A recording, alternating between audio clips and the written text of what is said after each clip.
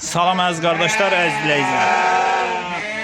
Bax belə qoçun almış toğullar satılır. Buyurun baxın. 40 baş heyvan əziz qardaşlar.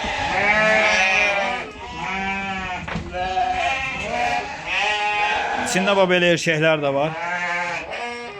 40 baş heyvandır. Qoçun almış toğullardır. Kim almaq istəsə əlaqə saxlasın. Ünvan da Beyləqan rayonu. Görürsünüz. Təzə qoşdan çıxmış toğullar. Təzə qoşdan çıxmış toğullar. Almaq istəyənlər əlaqə saxlayarlar. Kom bir qiymətli, seçmə qiymət dəyişir. Görürsünüz.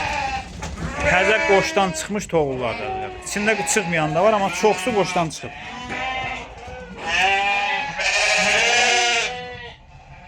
Görürsünüz belə heyvanlar. Kim də almaq istəyir, əlaqə saxlasın. Ay maşallah. Süper. Süper heyvanlar.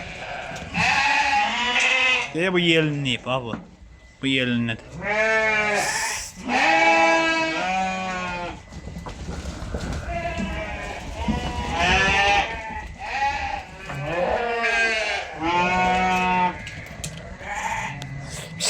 Almaq istəyənlər əlaqə saxlaya bilər.